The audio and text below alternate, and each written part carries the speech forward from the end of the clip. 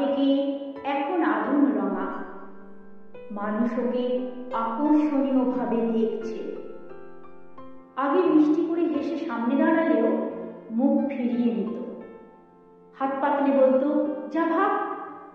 কেউ বা সরে দাঁড়াতো নাক টিপে, কেউ বলতো ও দূর থেকে দূর থেকে। আজ সেই মুখগুলোই বড্ড নরম হয়ে তাকিয়ে আছে ওর দিকে। এ কথা পাগলি বোঝে। কেউ আবার দরদি কণ্ঠে বলছে অবস্থা দেখ। কেউ ভিড়ের মাঝে মুখ টিপে হেসে মৃদু ইশারায় তড়িঘড়ি আরেকজনকে বলল পাগলিটা মা হয়েছে রে। 3 নম্বর প্ল্যাটফর্মের মনে পড়ে গেল প্রায় বছরখানেক আগের ঘটনা। সেদিন রাতে বৃষ্টি এলো ঝমঝমিয়ে। এমন হাঁটু জল জমল বন্ধ হলো ট্রেন। আর বিদ্যুৎ বিচ্ছিন্নতায় বন্ধ হলো সবার গৃহের দ্বার। সেদিন রাতে ঝিঝি শোনালো ডাক, আর তার মধ্যে ভেসে এসেছিল গোঙানির শব্দ আর চারটি কাঁচা খিস্তি, যা শুনে 3 নম্বর প্ল্যাটফর্মের মনে হয়েছিল 4 নম্বর প্ল্যাটফর্মে শেডের নিচে শুয়ে থাকা পাগলিটার সঙ্গে রয়েছে এক অবৈধ মা হওয়ানো খেলোয়াড়।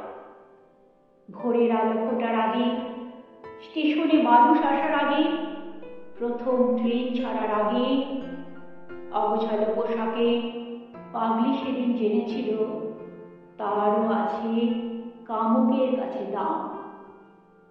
না, প্ল্যাটফর্মের কোনো স্টল জানতে পারেনি, দুপাশের রেল লাইন জানতে পারেনি, এমনকি দাঁড়িয়ে থাকা ট্রেনও পুরোটা জানতে পারেনি। জেনেছিলেন শুধু আপনি। হ্যাঁ, শুধু আপনি। একমাত্র আপনি জানেন সে রাতের ঘটনা। পাগলি রোজ আঙুল তুলে সভ্য সমাজকে ডেকে ডেকে দেখায় মা হওয়ানোর খেলোয়াড়কে, কিন্তু বিকৃত মস্তিষ্ক শব্দটা আপনাকে রক্ষা করে। আপনি ছাড় পেয়ে যান। আপনি আজও পাগলিকে দেখে হাসেন। ওর শরীর যতই নোংরা হোক, পোশাক যতই মলিন হোক, আজও এই পাগলি বলে হাসতে হাসতে ওর শরীরের প্রতি আপনার লোভ হয়। সুযোগ পেলে আপনি আবারও ওকে ছাড়বেন না এ কথা মনে মনে বলেন। ইচ্ছে হলেই ওর শরীর পাওয়া আপনার কাছে খুব একটা কঠিন ব্যাপার নয় এ কথা আপনি শাসান পাগলিকে চোখে চোখ রেখে। আসল কথাটা হলো আপনি খড়ের নির্মাণকে ঈশ্বরী মানতে পারেন, প্রতিমা মানতে পারেন, কিন্তু রক্ত মাংসের নির্মাণকে সম্মানিয়া মানতে পারেন না।